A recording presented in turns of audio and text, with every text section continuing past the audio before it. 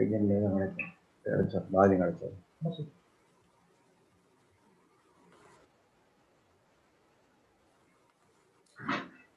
good evening to all the participants. My name is Dr. Vignesh. I'm part of the National Digital Library of India team. We are one of the co-organizers of this 25th PN Panikkar National Reading and Digital Reading Month celebrations, along with Niti Aayog, Ministry of Education, and Central Board of Secondary Education. And as you are aware, we have been organizing a series of webinars, competitions, and reading day pledge during this 1 month long reading month celebrations. And today it is the 22nd webinar in the series of webinars that we have been organizing. And today's webinar topic is on youth and vaccination. And we have a very famous, you can see in almost all the TV channels, Professor Kuleria coming and giving us a lot of hope in the midst of a lot of in this pandemic situation. So we are very pleased to have you with us today for this session, sir. Professor Kuleria doesn't need much introduction. So whatever little that I have come across, I would like to just present it for our audience. Professor Kuleria is he is credited with the establishment of India's first Center for Pulmonary Medicine and Sleep Disorders at AIIMS. He was honored with the Government of India's Padma Shri in 2015. And he is a member of this World Health Organization's SAGE group, expert group. He is a member. And he is also Government of India's COVID-19 response team. He is one of the Prime Minister's key confidants who has been guiding this government in handling the COVID pandemic effectively. So we are very happy and pleased to have Professor Kuleria with us. Now I request Balagopalji to formally introduce our resource person for this session and welcome him and the participants to this session. Over to Balagopal, sir. Thank you, Dr. Vignesh. Thank you, Dr. Ndeep Kuleria, to attend this webinar. And I'm happy that you have readily accepted our invitation because it's a very busy man, busy doctor going here and round to control and contain this COVID-19 pandemic.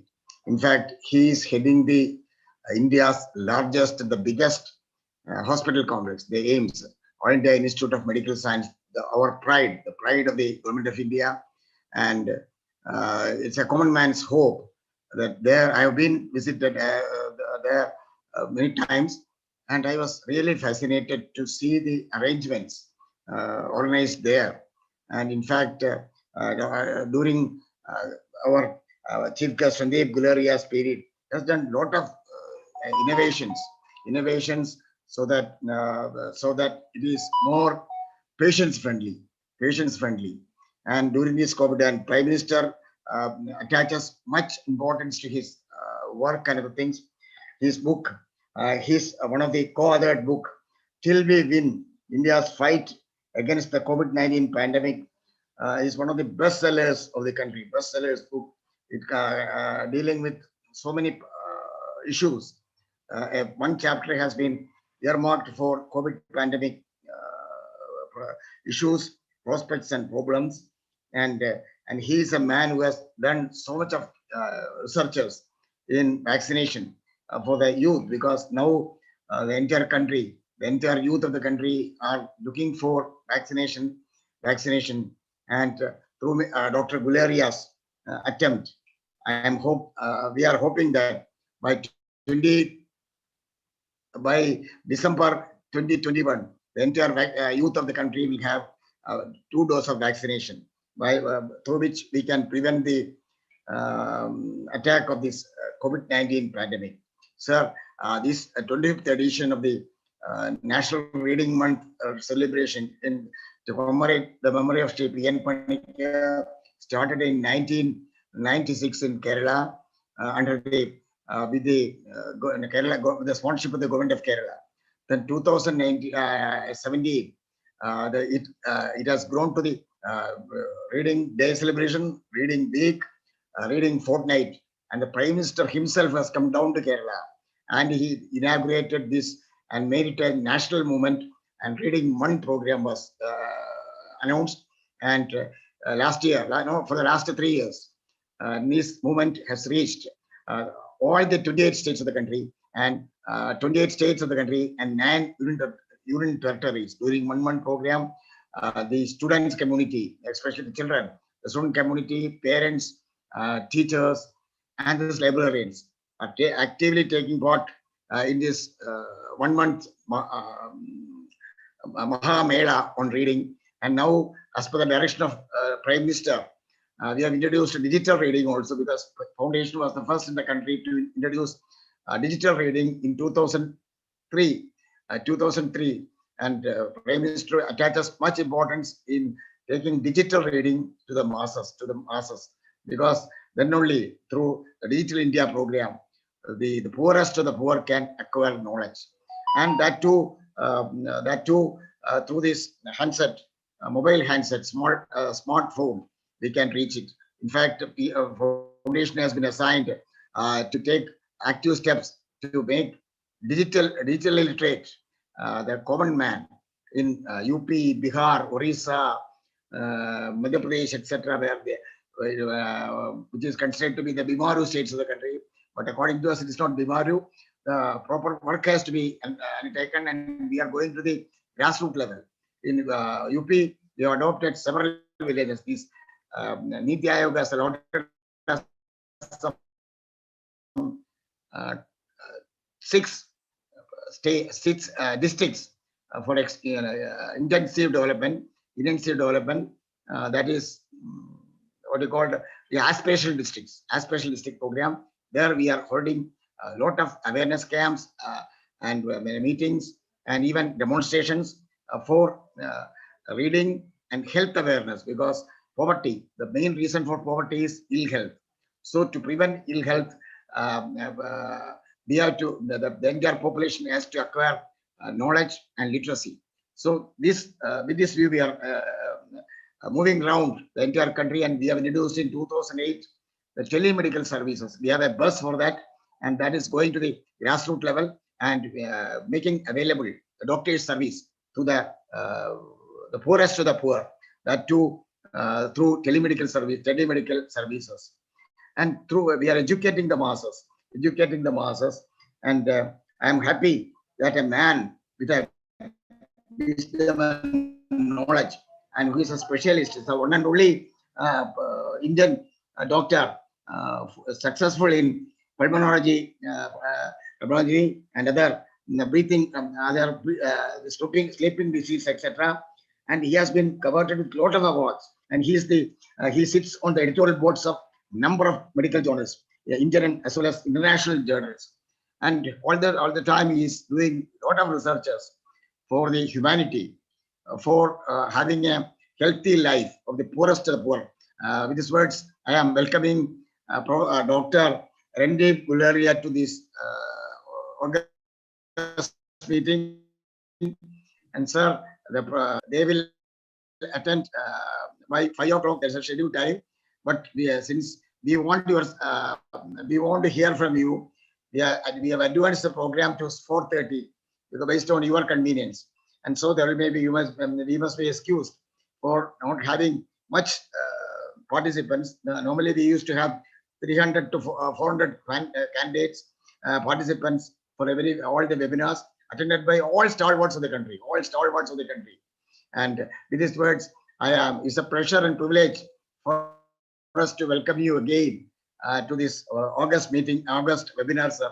Thank you, Dr. Randeep Guleria, for attending this webinar and giving us much thoughts and inputs to contain this COVID-19 pandemic, as well as ensuring the ways to ensure what they called is vaccination to the entire youth of the country by 31st December 2021. Thank you, sir. Thank you very much for your kind words, Dr. N. Balagopalan, Vice Chairman of the P.N. Panikkar Foundation, Dr. Vignesh. I'd really like to thank the foundation for inviting me and honoring me with this uh, request for giving this talk today. It's indeed an honor, and I hope my slides are visible. Yes, sir, they are visible. You can start, sir. So thank you very much, and it's indeed an honor to be um, giving a talk on the 25th PN Panikkar National Digital Reading Day. Dr. Panikkar, as we all know, was the father of the library movement in Kerala, and it was because of his efforts that Kerala was able to achieve universal literacy in 1990.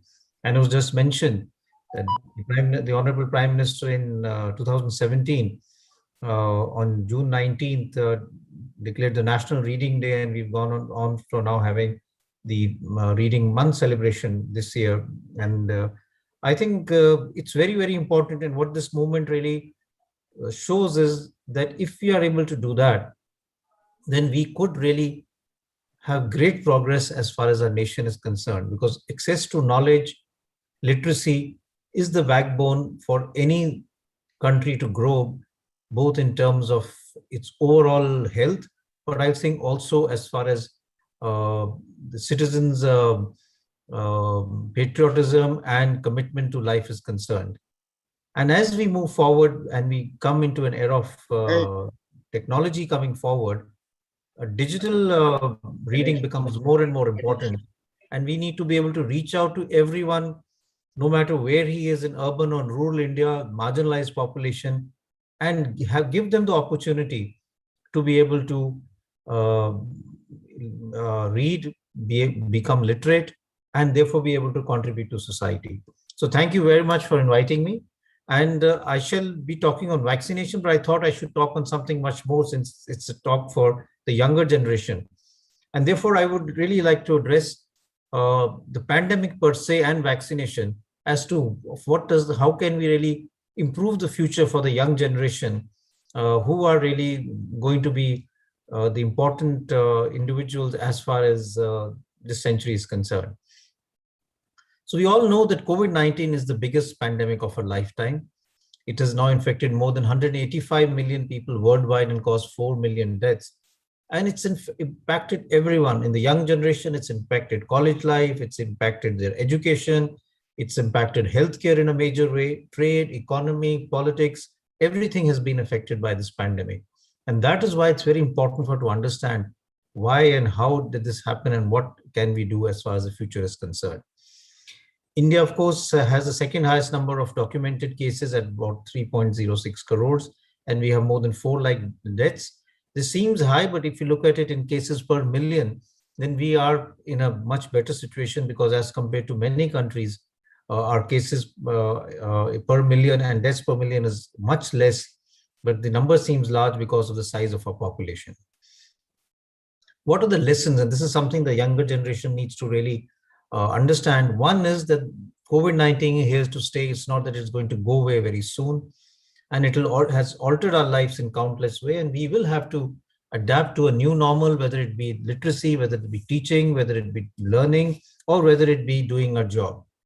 But COVID-19 has also accelerated the adoption of many technological advances. It's not only in the health sector, where vaccine development has occurred very rapidly, but also in education itself. We are now looking at ways of teaching people very far off without having to travel. And technology has really made it possible for people in remote areas to attend lectures by stalwarts, even who are abroad, without having to travel. And this was something we should have adopted long time back, but this has been something that COVID-19 has shown us. And I'll try and present a few lessons that we've heard. So first is that the 21st century, and this is something we've seen over the last 15, 20 years. I remember in 1998, we had an avian flu or bird flu outbreak, which was H5N1. We had SARS, we've had Zika outbreak, MERS coronavirus, we've had the swine flu pandemic, and then we've had various other outbreaks in the last 15 years. So why is this happening? Why is it in the last 20 years, we're seeing so many novel and new viral infections occurring in humans? And I think this is something that we need to keep in mind. It's been 100 years since we've had the flu pandemic, And it took now 100 years later, we started seeing a lot of outbreaks happening, and therefore the issue of social distancing and masking is still important. And how can we prevent future waves, and what has vaccination done in terms of the last 1 year? So there is a rise of the 21st century pandemics. It's very important for us to keep that in mind. And this is related to the infections spreading rapidly. One, of course, is that especially when you look at infections which are airborne or droplet infection, then crowded and densely populated areas, which we see often in our country and very many other parts of the world, are prime sites where infections can quickly spread. And this is also leading to a huge surge in the number of cases that we're seeing. Pandemics have been there for a long time. We have the biblical plagues, we have the Black Death, cholera pandemic, the 1918 flu pandemic, HIV/AIDS came in 1981, and now we have COVID-19 in 2020. So it's not that the human race has not seen pandemics in the past. For time immemorial, there have been outbreaks and pandemics, but each pandemic has left its scar on humanity and has also been a process of learning. We've had pandemics which have been very deadly. The Black Death killed almost 30 to 50% of the entire Europe's population. Smallpox killed 90% of Native American population. And the Spanish flu pandemic, which we had in 1918, about 40 to 50 million people died, which was around 2% of the world's population. So there has been huge morbidity and mortality that we've seen in the past as far as the pandemics are concerned. But the issue always comes, why are we seeing so many infections in the past 20 years? One reason is travel, trade, and connectivity. The world has become a global village. We travel so much from one part of the world to the other, and we carry the infection with us because it can be in the incubation period. There is growing urbanization. There's encroachment into new environments. And there's a whole issue of global warming, which we all need to address if we really want to look at the future, and especially for the young generation. So more travel, trade, and connectivity has led to infections spreading faster. And this is something that we need to keep in mind, that in the past it was not that much, but now with more and more travel, especially rapid travel, there is a very high chance of infection spreading from one pocket to the other. And therefore we need to develop innovation so that we are able to check the spread of infection from one area to the other. There's also the growing challenge with urbanization. We see that people are now in close proximity can serve as a source of infection. And many cities and towns have crowding where there is poor sanitation. There is this serves as a breeding place, not only for infections like the coronavirus or influenza, but even for vector-borne diseases like dengue, Zika. All of these can happen in places where there is poor sanitation, crowding, and we are seeing a small outbreak of Zika infection even in the state of Kerala right now. So a large number of infections which are seen in animals or birds are now causing epidemics and pandemics in humans, and it's important for us to keep that in mind. This is something that we've seen for many years, but the last 15 years, this has become much more. And like I said, this is related to multiple factors: animal trade, wet markets, deforestation, poor hygiene, and of course, urbanization and population density. So the climate is changing in a great manner. It's causing a direct effect like heat waves, floods, and fires. It's causing indirect effects like changing our own ecosystem, like urban air pollution, biological changes like mosquito growth is occurring in areas where mosquitoes were not seen, and the ecosystem has changed dramatically. All of this is having a health impact, and this is very important for us to keep in mind. And therefore, the concept of One Health comes into mind, where we look at health not only for humans, but health of animals, health of our environment, health of plants. And therefore, if we are looking at health, we must look at it in a holistic manner, because there is an interconnection between human and animal health, between human health and the ecosystem, and the animal health and the ecosystem. And health, if we are looking at the planet per se, we have to look at health in a holistic manner. And the last 20 years have taught us this, because many viral infections and many outbreaks have jumped species, and from animals they have reached humans and caused outbreak as far as humans are concerned.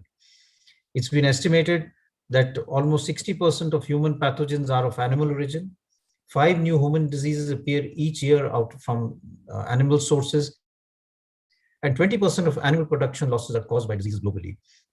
Therefore, there is a good need to look at our animal habitat, surveillance, and research in this area needs to be done.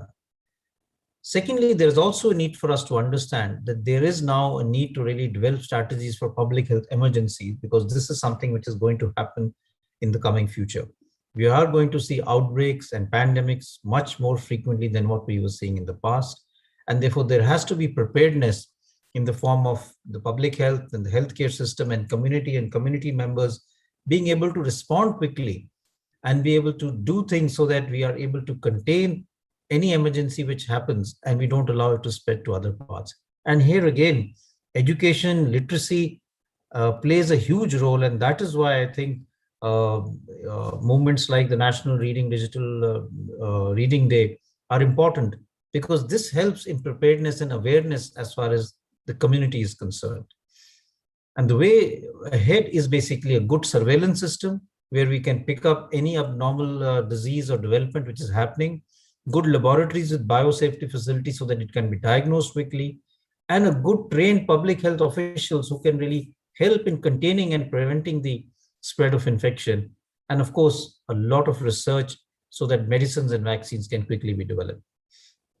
Public health measures that we know that need to be done are standard, which are being used for centuries. And I'd say that is hand hygiene, masks, and social distancing. Even if you look at the flu pandemic in 1918, what really helped at that point in time, because there were no vaccines, there were no drugs, was just masks, physical distancing, and hand washing. And this was what really helped in controlling the pandemic at that point in time. Therefore, today also, to control the second wave, COVID-appropriate behavior was used, limited lockdowns or curbs at hotspots with gradual reopening, and vaccination, which is something we need to push for, and I'll come to that in the later part of my talk, is something that we need to focus on. The lesson that we've learned from 1918 is that those areas which had tighter restrictions did much better, both in terms of deaths and in terms of coming back in terms of their manufacturing employment.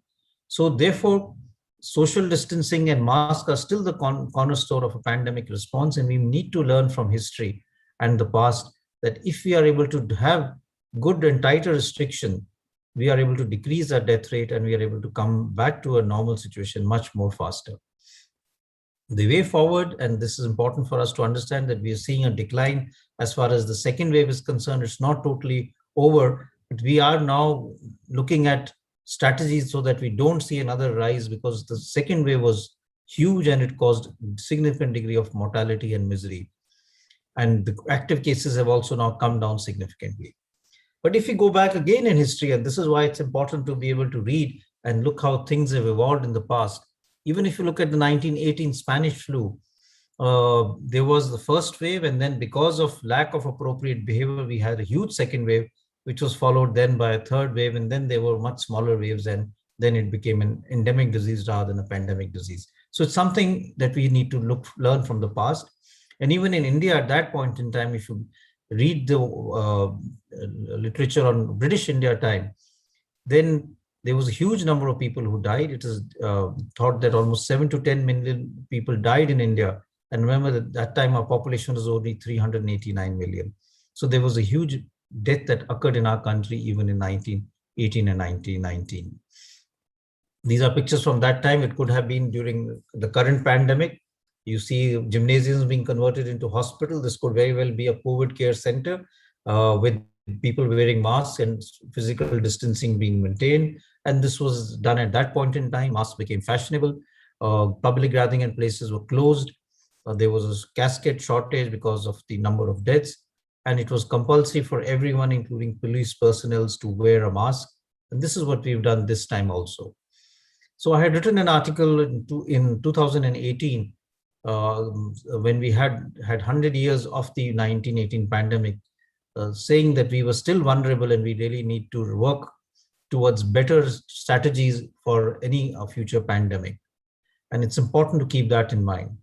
So what are the factors which led to this second wave? I think relaxation of COVID precautions. And that is why for the young generation, it's very important to realize the importance of being responsible as far as the relaxations are concerned. There was laxity among public also because the feeling that the pandemic had ended, and there was large gatherings without masks. And possibly the alpha variant and subsequently the delta variant, which were much more infectious, led to this huge surge in the number of cases that we saw in the second wave. What can cause the third wave? I think, again, as people's immunity comes down, and remember, some people have had infection last year because of the first wave, they may be more susceptible. We may have a new variant which is capable of escaping the immune response, and the vaccine efficacy may come down. Or we may have a new variant which is even more infectious and transmits even more rapidly, and then the infection will spread again.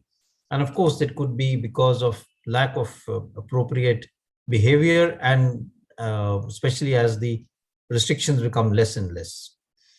There have been various models, and this is a model from IIT Kanpur, which has predicted that the waves could happen depending upon if there was no lockdown and we had a escape mutant, or if there was a strict lockdown. The green scenario seems more likely as per their model, but I think prediction models have to be looked at very carefully because there are too many variables and one cannot really use them in a very reliable manner. But the important thing to remember is that we are already seeing a surge in cases in various other countries. The UK is already having a new wave, and they have started seeing in June and July almost 30,000 cases per day. And that is showing that they are having a new wave. Luckily, which is very positive, is that although there's a huge increase in the number of cases, the number of people hospitalized with serious illness is less, and that suggests that the vaccines are working and helping us. So how can we protect ourselves? I think COVID-appropriate behavior should continue. There is no doubt that this is one social vaccine which we have to really adopt. We can have limited lockdown or curbs in areas where the infectivity rate goes up, increasing number of cases start developing, hospitals admissions start increasing, and we must push that everyone, especially the younger generation, also come forward and get them vaccinated as early as possible. Now, coming to vaccinations, vaccines have been touted as the most effective public health measures to end the pandemic. Currently, more than 2.2 billion people worldwide have been vaccinated. This is a huge number. And therefore, it gives us a lot of confidence that these vaccines are safe and effective if so many people have been vaccinated without any red flags or any signal to suggest significant side effects. And this has led to optimism that this is the beginning of the end of the COVID-19 pandemic. However, there are some questions that especially a lot of younger generation have. Are the vaccines safe and truly effective? Can they prevent disease transmission? How long will the benefit last? And will the vaccine work against the new strains? So first of all, it's important to understand, how do vaccines work? Vaccines induce an immune response in our cells against the COVID-19 pathogen without exposing us to the disease. And currently, this is the first time in the history that we have over 60 vaccine candidates in human trials and over 118 preclinical trials for just one infection. And the work of how the vaccines work is, one is, can they prevent infection? What does that mean? That if you are vaccinated, you cannot get COVID-19 at all. Vaccines are not that effective in preventing infection. You may be vaccinated, but you could still get infection with COVID-19. You may have a mild disease or you may be asymptomatic. The antibodies in your body will not allow the infection to spread, and therefore you will recover, but you will be infectious and your RT-PCR may be positive. But what the data suggests, and this is what is coming out even from UK, is that they definitely prevent disease. What does that mean? That if you get vaccinated, you may get the infection, but you will not land up in hospital, you will not require intensive care admission, and it will not lead to deaths. So if you get yourself vaccinated, it will help in preventing severe illness and death. It will prevent you from getting disease, although you may get the infection and you may be asymptomatic or you may be mildly symptomatic. And to some extent, they will also prevent transmission and thereby break the chain of transmission and not allow the disease to spread in the community. In India, we have two vaccines which were initially rolled out in January, the Covishield and Covaxin. Covishield is a viral vector vaccine which uses a viral vector, which is the chimpanzee adenovirus, which is used as a vector to give the vaccine. Bharat Biotech is the traditional inactivated vaccine, where the vaccine is the virus is inactivated and given. And now we have another viral vector vaccine, which is Sputnik 5, which has also been approved, which is the adenoviral vector vaccine. In India, the landscape is very, very encouraging. This is the first time in our country that we have research being done at such a large scale for vaccine development. We were very good in vaccine manufacturing. 60% of global vaccines were being manufactured in India before the pandemic. But now we are also very good in becoming leaders as far as vaccine development is concerned. We have Covishield, Covaxin. The Zydus Cadila is using a different platform, which is the DNA platform, ZyCoV-D, and this is also, the trials are over, and hopefully in the next few days, this vaccine should also get emergency use authorization. Sputnik is already there. Novavax is another vaccine which is coming out from Serum Institute of India with collaboration with the manufacturers in the US. We also have Biologically, which is coming out with what is known as a protein antigen or a viral-like particle-based vaccine. Another company in Pune, Genova, is coming out with a new mRNA vaccine, which can be kept at 2 to 8 degrees centigrade. And Bharat Biotech is already looking at various other vaccine platforms, including a nasal spray vaccine. So we are having a large number of vaccines which may be available in the coming months and will really help to boost the vaccine need in our country. Also, Moderna and Pfizer vaccine may be introduced in the country because the government has now approved the initial trials which are required in our country and have accepted the data which has been put forward to WHO, US FDA, the European Union, or the UK regulators, and therefore this vaccine should also be available. The vaccines have an efficacy varying from around 66 to 95%, but by and large in a field study or in real life, they're more or less the same. This is basically the data which has come from clinical studies, and this depends how the study has been done to really come out with this data. But if you start looking at the efficacy when it's being used in field situation, by and large, there is not much of a difference as far as these vaccines are concerned. This is a paper in which our institute was involved, where we looked at the Bharat Biotech vaccine, which is Covaxin, and this is a phase 1 trial which was done last year, where we showed that this vaccine was safe and immunogenic and could be used as far as the subsequent trials were concerned. Subsequently, the phase 3 trial showed an efficacy of 78% against mild, moderate to severe disease, 65% efficacy against the new Delta variant, and 93% efficacy against severe COVID-19 disease, reducing hospitalization. So very good in preventing severe disease as far as this vaccine is concerned. The Indian vaccine program is really doing very well. We have now almost 34 to 35 crore individuals who have been vaccinated or have received at least one dose of the vaccine. And hopefully this will continue to increase day by day as more and more vaccines are available or are coming into the production line. But it's important to understand how did these vaccines really develop, and it's therefore important to understand that vaccines undergo a complex process. We first have what is known as preclinical studies, where we do trials of vaccines in animals, we look at their efficacy, we monitor for side effects, and we assess safety and immunogenicity. After that, it's done in what is known as phase 1, when a small group of healthy individuals, where again side effects are monitored. You also look at the dose ranging. What is the dose that you have to give to get good amount of immune response? So a dose ranging is done. Different doses are given in this phase 1 trial to find the ideal dose, and it's done in healthy people. Phase 2, you need look at a larger population, and then again you look at safety and immunogenicity, that now that the dose that you've decided, is that really causing good immune response in a larger number of people.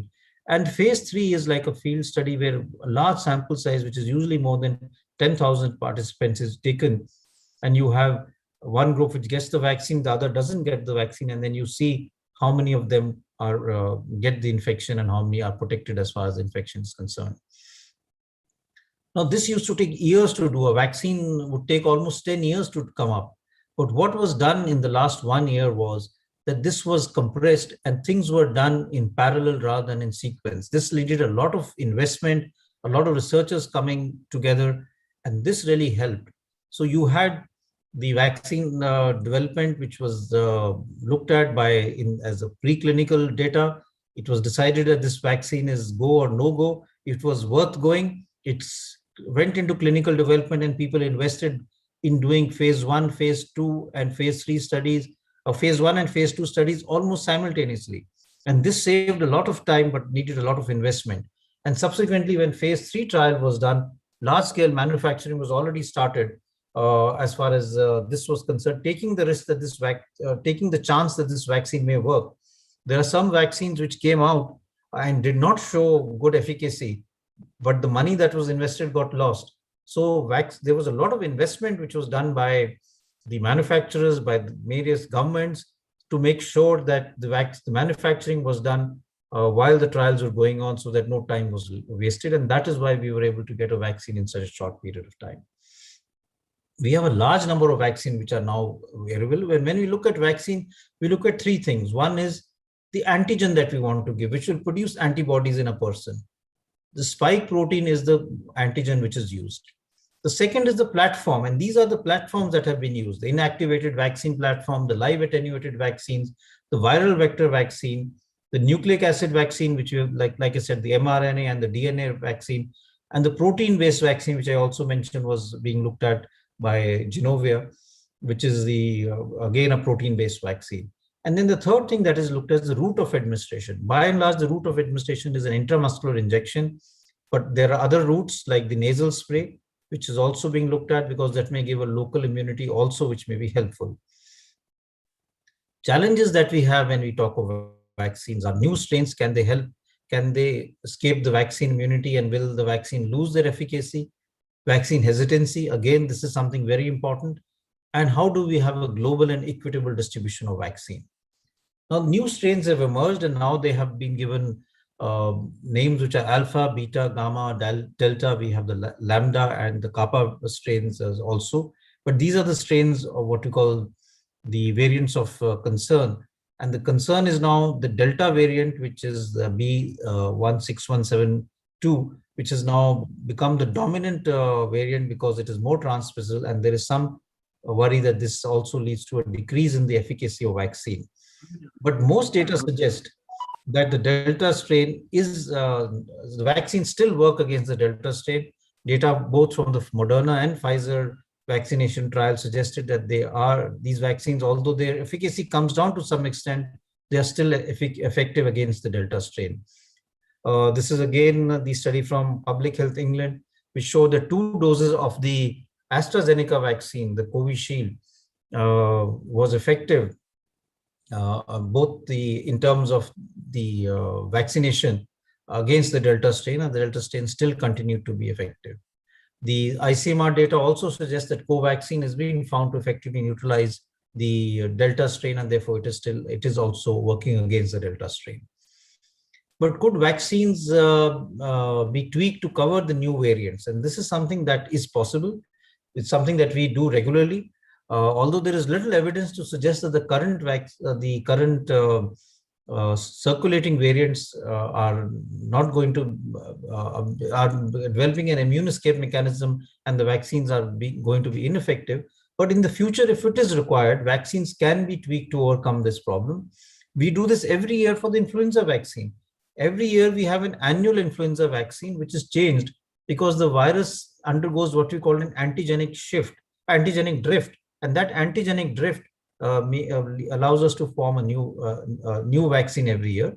And therefore, it is possible that we can do it. And with so many platforms, it will be easier to tweak these vaccines. It will be simpler and faster. And therefore, later on, maybe next year, if there is a need for a booster dose, it could be given with a vaccine which will cover for any variant which emerges at that point in time. But in the end, I'd just like to say 2 or 3 things. Developing vaccine is only half the work which is done. It has to be distributed equitably to everyone. Currently, if you look at it, the top 5 countries in the world, or the top 5 rich nations, have ordered vaccines which are almost 5 to 6 per person in their country. So 6 doses per person in their population. Whereas there are other countries which don't even have 1 dose for the population. So there is the distribution is not equitable. And what the data suggests is that if vaccine distribution was done only to high-income countries, we would be able to prevent only 33% of deaths. if it was distributed equitably to all countries proportional to their population, we would be able to prevent 61% of deaths. And therefore, there is a need, and WHO has done that with the COVAX program, but there is a need for countries to realize that unless everyone is vaccinated, no one is actually safe. Then we have vaccine hesitancy, and WHO last year said that this was one of the top 10 global health threats because of the fact that people were reluctant to take the vaccine. And this also has presented a major obstacle in achieving the vaccination program. Again, this is based on public perception, and many people are concerned because of the feeling that the vaccine may be less effective. The duration of protection is not known. Some people feel that it has been rushed through and therefore it may not be safe, or there may be side effects which are not apparent. But like I said, more than 2 billion people have been vaccinated. And there is robust data and very close monitoring done by the AEFI, which is adverse effect following immunization groups. The side effects are very minimal, and I think they are very, very safe. But we have to counteract the infodemic or the perception which is there in population about the vaccine hesitancy. In India, what has been shown in various papers is that almost 75% of population of people who were interviewed were willing to take the vaccine. The main reason for reporting non-intent to vaccine were concerned about side effects and safety and lack in trust in the process. Younger people and those of low socioeconomic status were more likely to be hesitant. So we need to really address this issue of vaccine hesitancy by talking to them and identifying the concerns that people have and educating people on vaccination risk and benefit, and dispelling the misconceptions which may be there. And as I had written in an article a few months ago, that we need to evolve during the COVID-19 pandemic and need to change, and therefore understanding the challenges that each part of the pandemic has thrown to us, we need to evolve accordingly. And currently we have to evolve in terms of addressing the issue of vaccination. So to conclude, the pandemic is not over, but it is not the last pandemic, and therefore the young generation needs to really understand how we have to really look at One Health and prevent and prepare ourselves for coming subsequent outbreaks. Social distancing and masks are still the most effective public health measures to halt the spread of this pandemic. And there has been a lot of development as far as vaccination is concerned.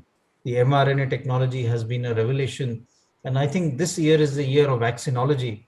And we should really work together to get more and more people vaccinated, because that will really help us to come out of this pandemic.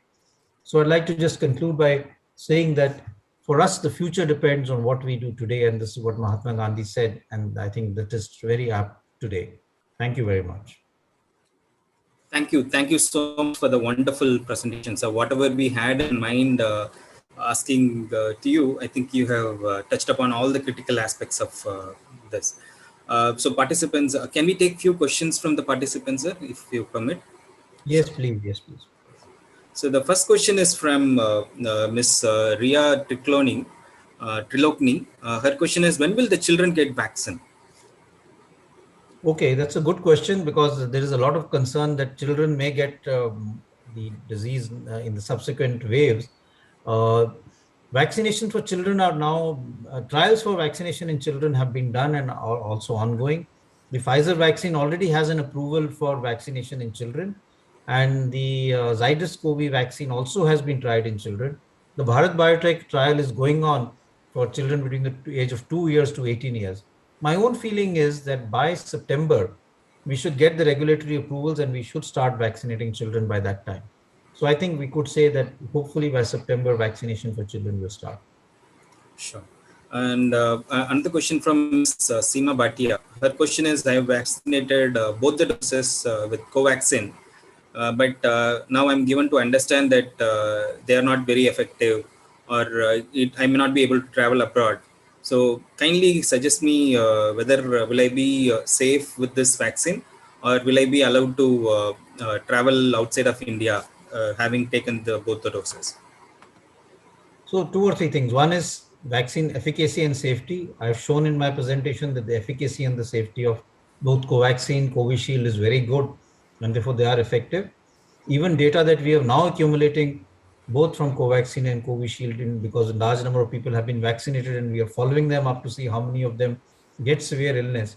We are finding that if you are vaccinated, either by Covaxin or Covishield, you get good protection from severe disease and hospitalization.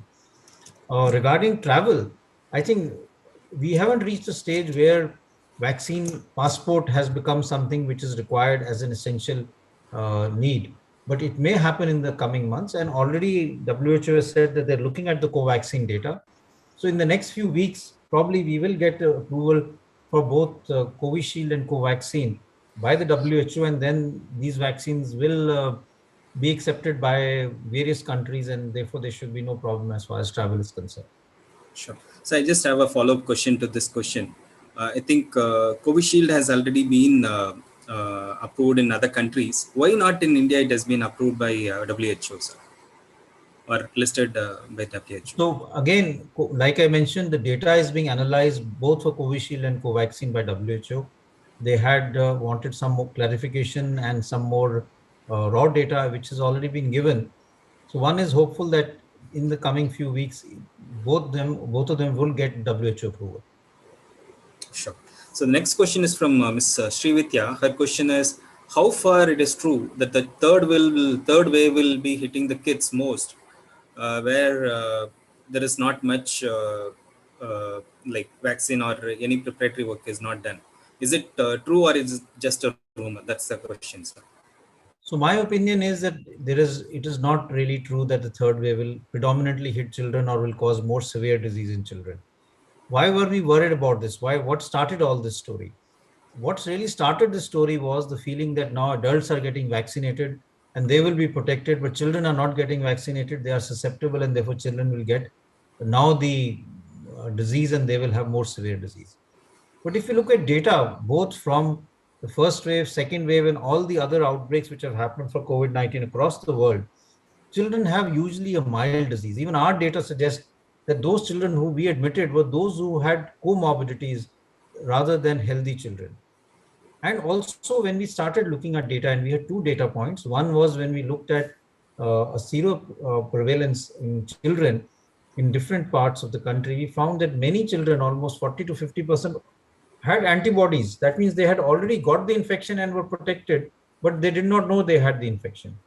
Secondly, when we started this trial of vaccination in children, when children came to get themselves vaccinated, parents brought them, we tested their blood for antibodies.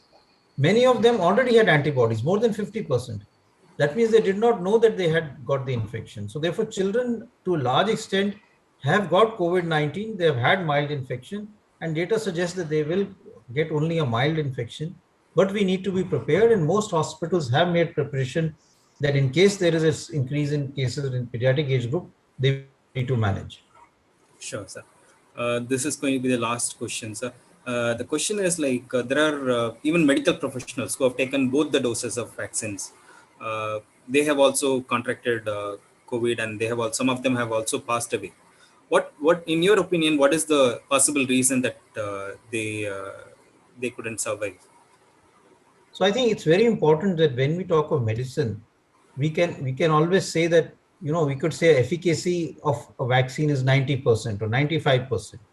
There will always be 5 to 10% who, despite everything, will still succumb to the illness and die, and that happens with all vaccines. When you look at vaccines, whether it be for other diseases, no vaccine has 100% protection against your getting the infection, because it depends on a person's own immune response. Vaccine act by causing your own immune system to produce antibodies. You are not injecting antibodies. You are stimulating the person's immune system to produce antibodies so that you are protected against the disease.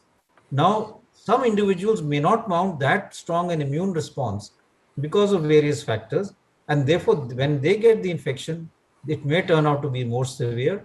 They may have comorbidities which may complicate the thing, that you may have diabetes, your sugar may be very high, you may have underlying heart problem which may get aggravated. So all of that also contributes, and that is why we will have a small proportion of people who will have severe disease and may die despite getting the vaccine. But that doesn't mean the vaccine doesn't work, because there are also the remaining 90% or more than 90%, who were protected because of the vaccine. So in public health measures, you don't look at one or two cases, you look at it as a holistic thing. And you have to remember that there are some outliers or some variables which will always cause mortality, which could be related to other factors. Sure, sir. Sorry, sir. One more last question from the participant, Okay. and I also find it. I also wanted to ask a question around it. So, for example, if I have taken Covaxin as the first dose, and I take the Covishield as the second dose, is it okay? Or if I take both the doses of like Covishield first dose, second dose, and then if I take Sputnik 5 after say 6 months, is it advisable, or what is your suggestion, sir? So there is a lot of studies being done on this, and this is known as heterologous prime boost.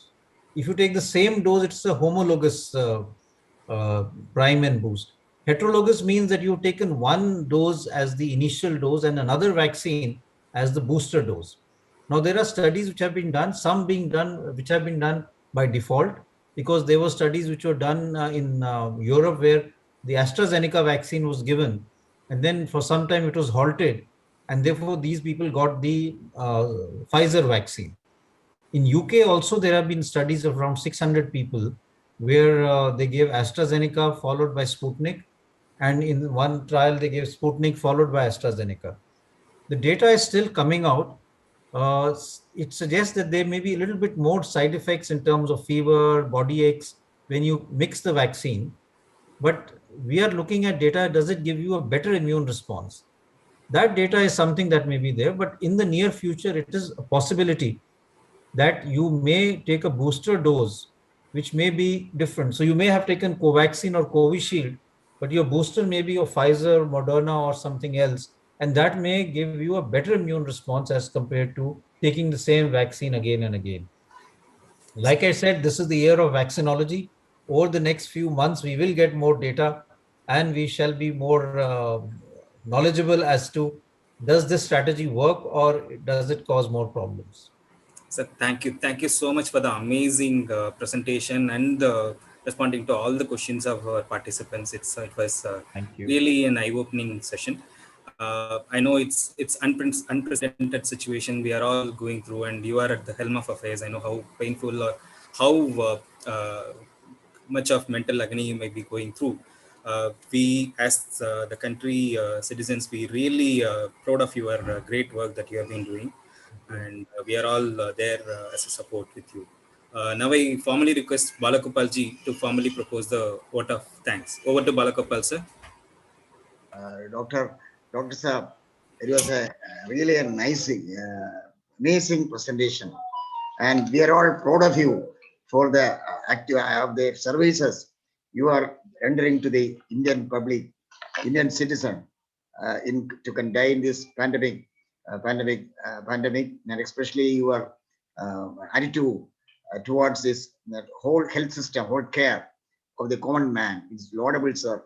And in fact, you have in your presentation, you have touched all aspects of the vaccination drive, and in fact, the resistance from the public. And in some of the states, there are resistance also, but you have touched upon all aspects, and your presentation was excellent. And it was in fact, it was so understanding, and it was knowledgeable, and we owe much what you called our gratitude and appreciation for your outstanding performance, sir. And in fact, we look forward to your involvement and advice for our e-literacy program, health literacy program. Health education is one of our core objective. That is in the villages, the remote villages of the country. The health literacy is the where we are taking much importance, and the government of India, the Niti Aayog is also giving us more responsibilities to spread this health literacy program, and we look forward to your continued guidance and support to spread this health literacy program, where we can reach the real unreached with our message of having a good health and good surroundings and good environment.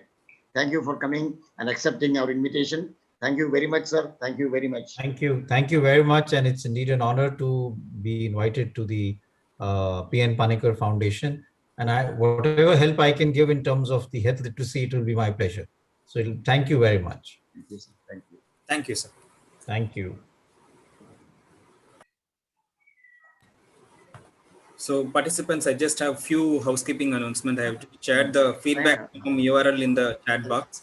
Kindly submit, first register yourself for the session and then submit your feedback form. And also we have a next session coming up in next 30 minutes at 6 o'clock.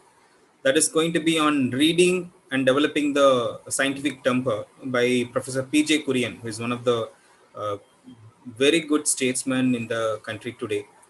He's going to be with us in a short while. So kindly join us for the section at 6 o'clock. So that's it. If you have any questions, kindly put it in the chat box. I'd be happy to respond. So I've just shared the feedback form in the chat box. For our YouTube viewers, I'm just going to put it in the comments box after the session is over. So kindly wait for a few minutes and come back and check the chat box or comment box for getting the registration URL and the feedback form URL. So with this, we are going to end this session now. We will look forward to see you at 6 o'clock now. Thank you.